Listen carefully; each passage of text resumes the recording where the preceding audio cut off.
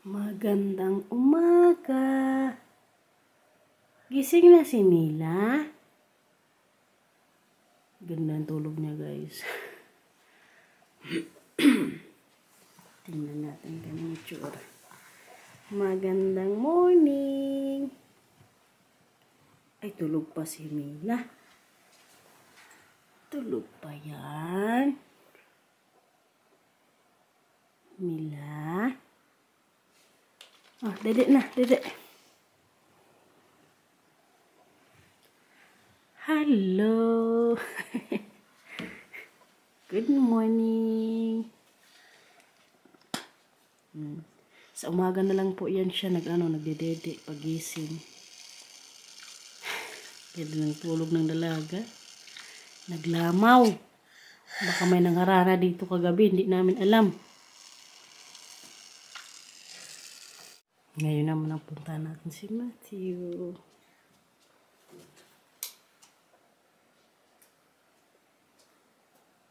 Good morning. Good morning. Gising na ikaw? Kuya? Ay, tulog pa.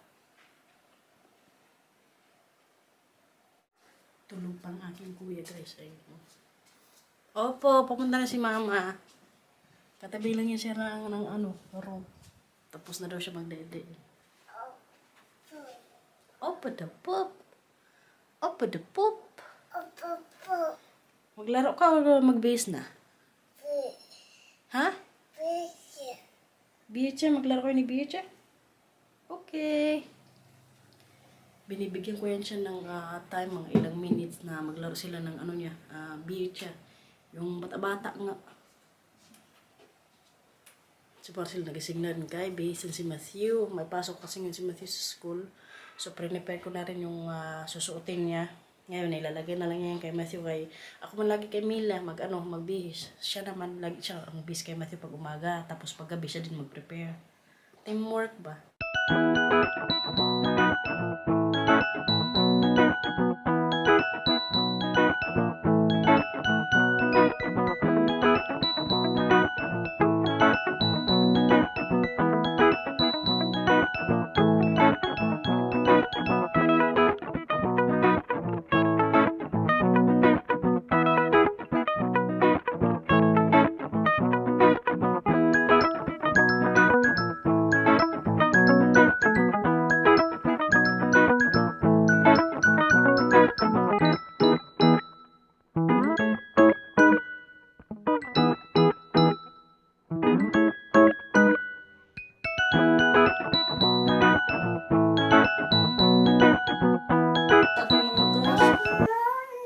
Good morning, guys. Sabihin mo, ano sabihin mo? Okay. Itsura namin. Hindi pa ako naglabar, guys. Kaya ngayon, din ako muna, labar ng konti. Tapos wapa na kami ni Mila. Ano, nak? Labar mo na si mama, ha? Dito na yung baon ng ating estudyante.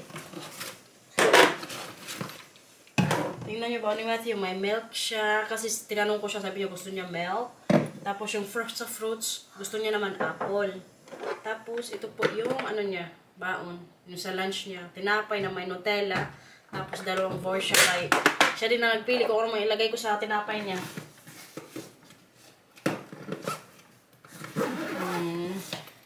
Ready nang pumasok ang aking estudyante.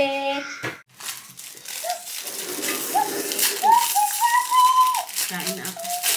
Tingnan nyo pala, guys. Si Matthew ngayon, hindi na siya sa yung sa inuman niya ng gatas, yung magsup-sup-sup pa, yung may straw ba. Ngayon, dito na talaga siya mag-inom. Kaya kahapon, ayaw niya sa baso. Kaya first time niya ngayon, i-transfer namin siya sa ganito. Kaya sabi ni Marcel, may collection kasi si Marcel ng Disneyland na mga mug pag pupunta to. So ngayon, ito na yung sa kanya. Opo. Mamaya, kayo pakita mo na ni Mama. Okay, oh. Wow, may Disney na siyang mug. Tapos tingnan nyo pala, guys, oh. Alam nyo ba kung kailan pa ito binili ni Marcel? Oh. Year 2000. So, 23 years na to. Mag 23 years. Kaya sabi niya, nagkukulik na yan siya, mga ganyan-ganyan. So ngayon, kay Matthew na to, kaya sabi niya, ingatan doon ni Matthew, kaya, wag mong basagin yan na kay magalit si Papa pag mabasag yan. Kasi koleksyon to ni Papa eh. Nahulog? Huwag ihulog, ha?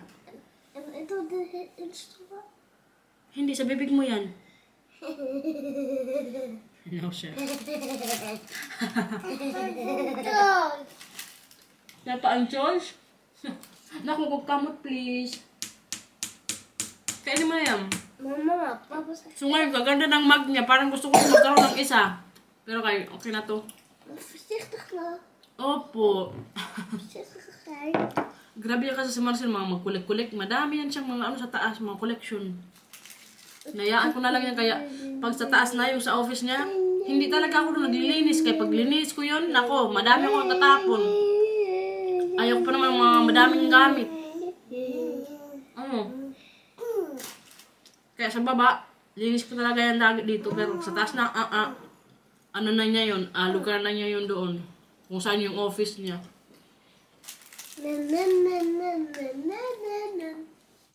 Laro na si Mila. Oh. Takbo, takbo!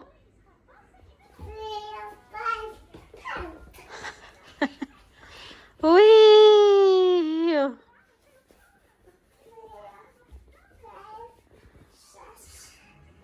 Kutsa, takbo! Tin, takbo! Boing! Binhisan ko pala guys, kay naglaro kanina ng tubig. Nabasa. Kaya napagalitan ko. Sarap. Monkey. Oh, sa monkey tang. Sarap ang mango. Tulungan ka ni Mama na. Ha? Harinig yung Mila dun. Alam nyo ba kahit yung magtatanggal siya ng damit sa sa taas pag maligo siya or mag-base ng damit kaya matutulog, gusto niya din siya lang kahit sobrang hirap na yung ginagawa niya, gusto niya siya lang kay parang feeling niya kaya niya kahit hindi naman. So minsan nainis din ako yung ayaw yung magpatulong. Pero kay maganda rin na natututo bata pa no. Sabi mo sarap. Kit-kit naman ang dalaga ni Mama. Ganda ikaw? Ano yan? Ano yan? Ano yan? Kit-kit naman ang dalaga. Kain na. Oo. Oo. Okay na. Okay lang yan. Ay! Oo. Nalaglag na. Oh. Oh, kain na ikaw dyan. Okay. Maliit na sa kanya yung yung suot na nga niya ngayon pero kay pasuot ko pa rin. Di ko alam kung galing yan kay Sunina's World or kay Madam Alma. Nakain na, wag paglaruan, okay? Hold in your mouth. Kain. Kunin ko yan dyan kung hindi mo kainin. Akin na nga yan. Kunin ko na lang yan. Kain ka dyan. Hutsa. Huwag paglaruan, okay? Tingnan nyo pala guys. Kasi di ba malapit na kaming umuwi sa Pilipinas. So paunti-unti nag-iipon na rin ako ng mga kunting pasalubong sa mga pamangkin ko. Mga kunti lang naman, di ba? Kaya grabe din kadami ng pamangkin ko. Alam niyo ba kung ilan? Langin natin. 4, 6, 7, 11. Hala, 13 yung pamangkin ko ata. Basta mga ganong bilang. Tingnan nyo kasi sa work ko nga may mga sale din doon. So para mas makatipid din. Kaya sa dami ba ng pamangkin ko, kailangan ko rin maging tipid sa mga ipapasalubong. So yung mga binilhan ko muna, yung mga pamangkin ko, yung anak ng ate ko. Ito Kasi 4 yung anak na lalaki nun eh. Kasi para matutuwa din sila. Kahit na mga hindi man ito gaano kamahal, at least yung may maibigay lang ba, di ba? Alam naman natin na pagdating sa mga ganyan-ganyan, yung mga galing abroad, mag-expect yung pamilya, siguro hindi lahat, pero kay mostly sa ganong culture natin, no? So at least, may maibigay ako pag dumating kami. So ito na nga, t-shirt para to sa isa. Bahala na, nag-ano na lang ako sa mga size. Pag hindi magkasya, sa iba ko na lang ibigay. Tapos, ito. So, same lang po yung print niya, pero yung kulay ng mga damit, iba-iba. Kasi alam nyo ba, 4 yung anak niyang lalaki. So, yun yung eldest. Tapos, yung iba naman sa mga ibang araw ko na lang bilhan. Siguro yung iba kasi mga babae, mga na siguro chocolates, or mga dress, mga mumurahin. So, yun. Tapos, ito guys, ang nagandang kong kulay, itong white. So, bahala na kung sino sa kanila makakuha nito, Tapos, ito. So, 4 po yung binili kong t-shirts na isa lang yung brand, pero iba-iba yung kulay. 4 man niya silang lalaki, no? Tapos, itong isa, di ko pa alam kung kay Lito ko ibigay or sa isa kong pamangkin na lalaki. Yung size nga, feeling ko kasya to kay Lito. So, bumili din ako ito, Ito siya. Sa work ko kasi, nag 50% off po doon. So, sabi ko, kung magbibili ako ng mga damit, dito na lang din kasi may extra 20% pa akong off. So, ngayon, mas malaki yung natipid ko. Tapos, yung sa mga ate ko na lang siguro, mga chocolates na lang. Yun na lang ibigay namin. Okay na yun sila kay kamahal pag bilhan ko pa sila ng kung ano mga burluloy, wala na akong budget. So sabi ko, ang bigyan ko na lang yung mga pamangkin ko. Tapos pagdating namin, kakain na lang kami sa labas, libre ko na lang yung mga kapatid ko para banding din. So di ba? Na ako bali yung kailangan ko pang bilhan. Mga ata siguro 7 pa. Ay, Diyos ko na lang talaga. Bumili ako kasi nagsahod na ako. So, nung mga araw, wala na talagang laban yung yung ATM ko. Sabi ko, hala ngayon may sahod ako tapos sale pa sa work, bilhan ko na lang talaga sila. At least yung pakiramdam ba na may ibigay ako sa kanila, kahit pwede naman doon bumili sa Pilipinas sa mga damit, ibigay sa kanila, iba pa rin yung talagang galing dito, di ba? So, tingnan na lang natin kung magustuhan nila tapos kung magkasya. Kasi malalaki na rin yung mga pamangkin ko, tapos katatangkad pa. Diba? Isip-isip ako kung ano pa yung mga mabili ko sa mga iba kong mga pamangking babae. Ay, na lang talaga. Hindi ka alam ni Marcy na bumili na ako ng mga damit ngayon pa. Unti-unti nga, kahirap kaya yung mabigla, yung isahan lang yung pagbili mo, tapos makita mo yung total. Ay, nako. Sabi ko, manghinayang ka din, pero yung mga paunti-unti muna, yung ipon-ipon lang ba? Total, may time pa naman kami before kami umuwi sa Pilipinas. So yun, naisip ko, nagtingin-tingin na din ako ng mga Mila, anong ginagawa dyan? Ng mga ngayon sa brochure, yung mga 1+1 na mga chocolates, para makatipid talaga kay Diyos ko. Ang gastos pag uwi, akala ng mga tao, kadami mong pera, hindi nila alam yung pamasahe, ang mahal-mahal. Kaya pag uwi talaga namin, sabi ko sa ate ko, dyan kami magtira sa Cavite. Sabi ko sa kanya, kahirap ako, mag-hotel pa kami, Diyos ko, kamahal. Tapos kung may mga bahay naman yung iba kong kapatid, di ba? Maki-stay muna kami. Tapos siguro, uwi din kami sa province nga.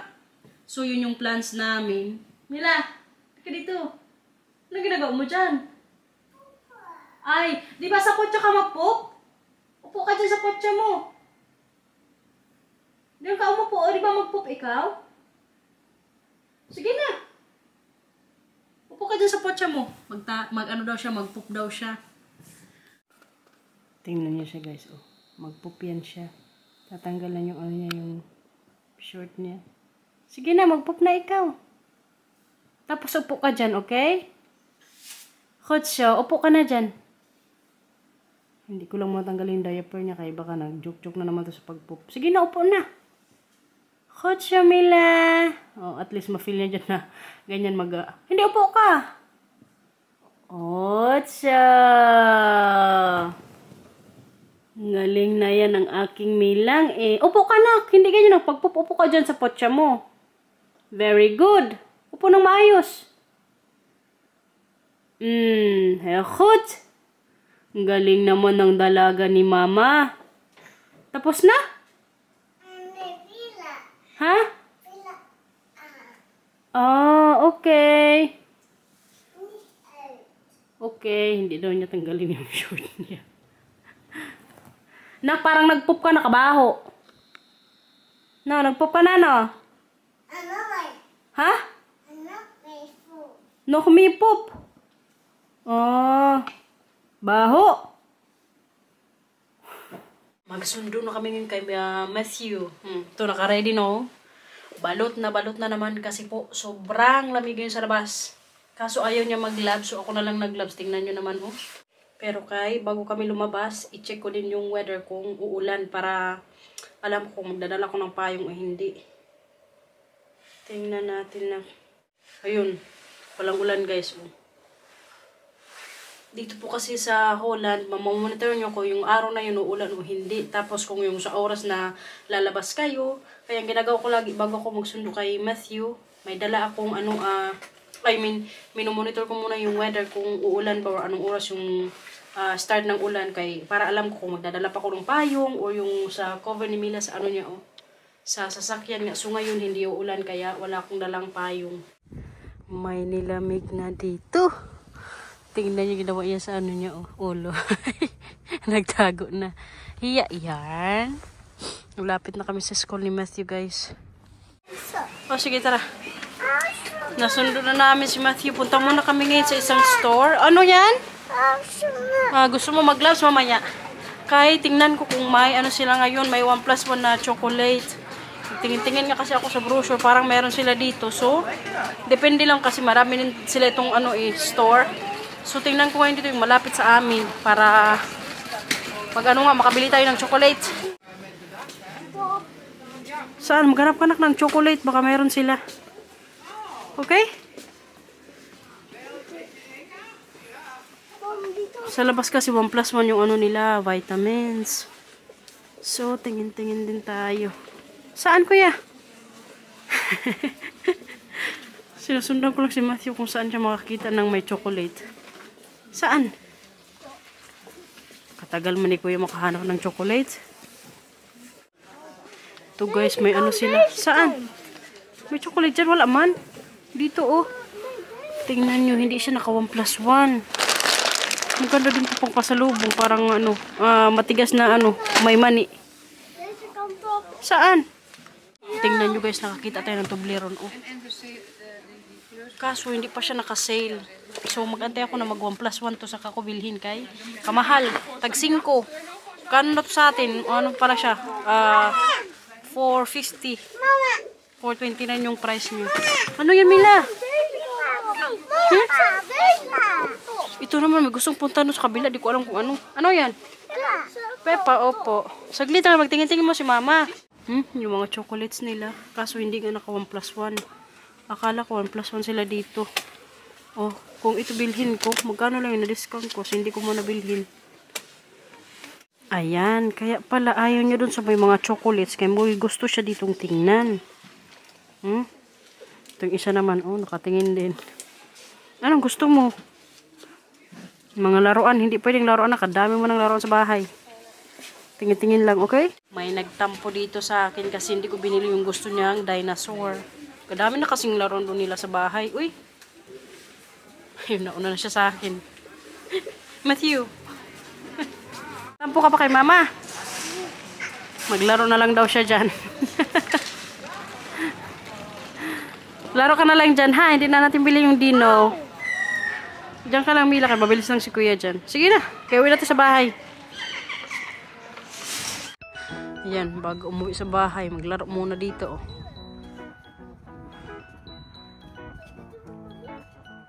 Dandahan na ka kay malaglag. Ito gusto mo dyan. Dandahan kuya. Ayun si Mila.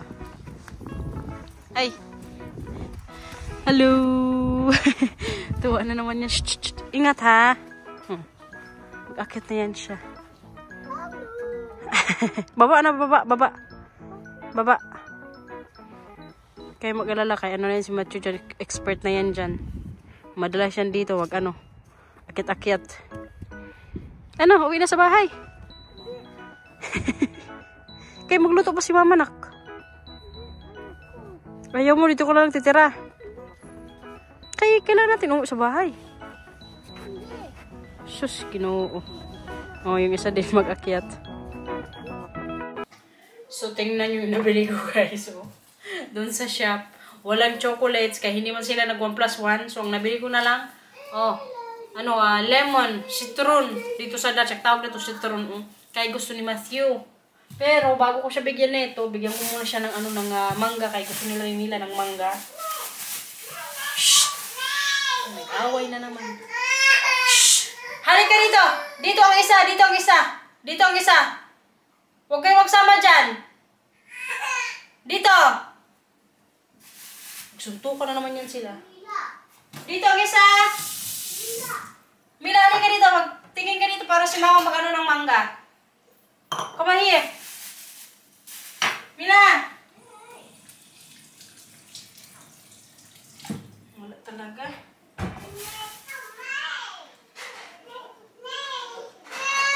Doon, nag-wrestling na. Come on here! Mila, ito mangga, oh. Gusto mo mango? Ha? Anong ginawa? Bakit? Ay, kuya, huwag mong kunin kay Mila, ha?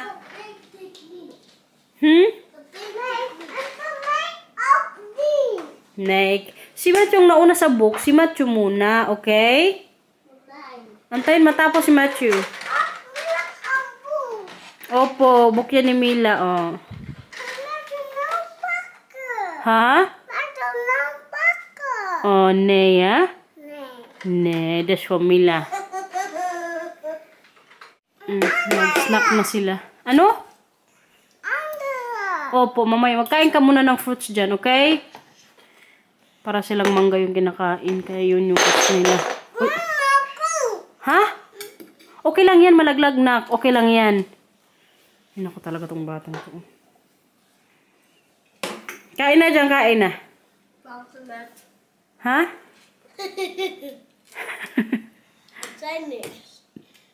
Kumusta sa school? Kumusta sa school? Anong ginawa mo doon? Anong ginawa niyo doon sa school? Kuya?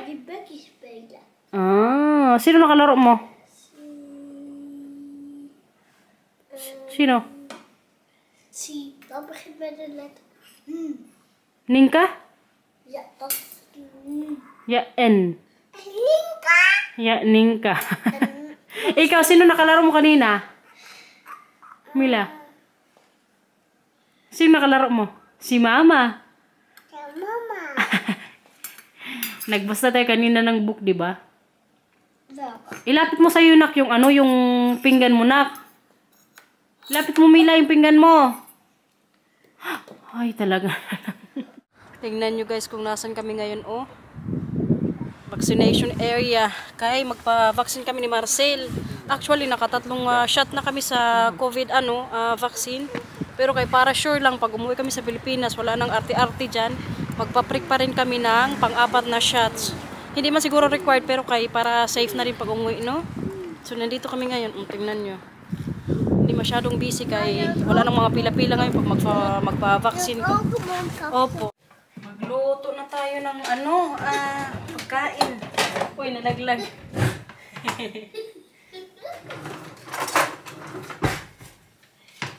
Gawa ako ngayon guys ng fried chicken. Kaya nag-request si Marcel, gusto niya ng fried chicken. Sabi ko, sige, gawa ako. Tapos yung namin, partner dito, potato. Patatas ba? Sa Tagalog. Mag-hard apple. Naka-apat na nga kaming ni Marcel vaccine. Yung sa mga bata, tinanong namin kung din ba kailangan ng vaksinan kung uuwi nga kami sa Pilipinas. Sabi nung doon tao, yung nag-vaccine niya, sabi nila, tingnan daw namin sa site dyan sa Pilipinas. Guys, tanong ko lang, pag ganito bang edad ni Matthew tsaka Mila, 4 tsaka 2, kailangan ba ng vaccine? Yung pag mag-travel? Kasi hindi ko alam, pero check din namin sa website ba ng government dyan sa Pinas nga. Kaya ayaw din namin na ma-hassle ba yung magka-problema pag nasa airport na. Kasi kailangan palang i-vaccine. Lapit ang maluto yung fried chicken, guys. Ito, may luto na, oh. Tikman natin. Balat. Sarap. Magustuhan ito mamaya Marcel. Tapos, yung potato. Magustuhan mo din dito, kuya? Tapos, yung potato, luto na din. So, ang gagawin ko ngayon, lagyan ko siya ng butter. Kaya i-smash ko siya. So, yan yung parang pinaka-rice namin. Kaya hindi ako magluto ng ng kanin.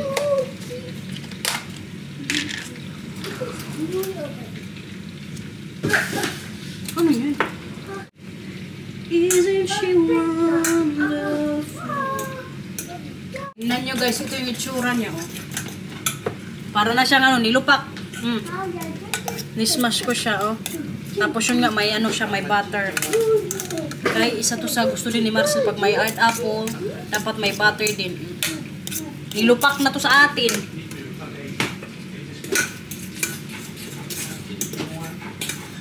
Nak, maglagay ka na ng mga plato sa mesa. Maglagay ka ng plato sa mesa. Alam mo na yung plato mo, di ba? Yung malaki? Opo, yung maliit. Sige na, maglagay ka na ron.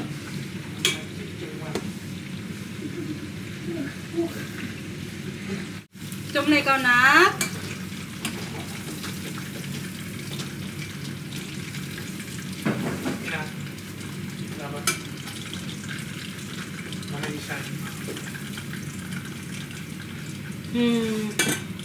Ready na ang aming dinner. Tingnan nyo guys, ang fried chicken at ang pineapple. So guys, natapos na yung kumain. Ngayon, i-end ko na po itong vlog. Sana nag-enjoy kayo ngayon sa mga ginawa natin, no? So, bye-bye guys! Nak, bye-bye na ikaw! Bye guys! Hugas time na siya sa mga baunan niya. Salamat! Ingat! Bye-bye! Mila, mag-bye-bye ka? Oh. Bye-bye guys!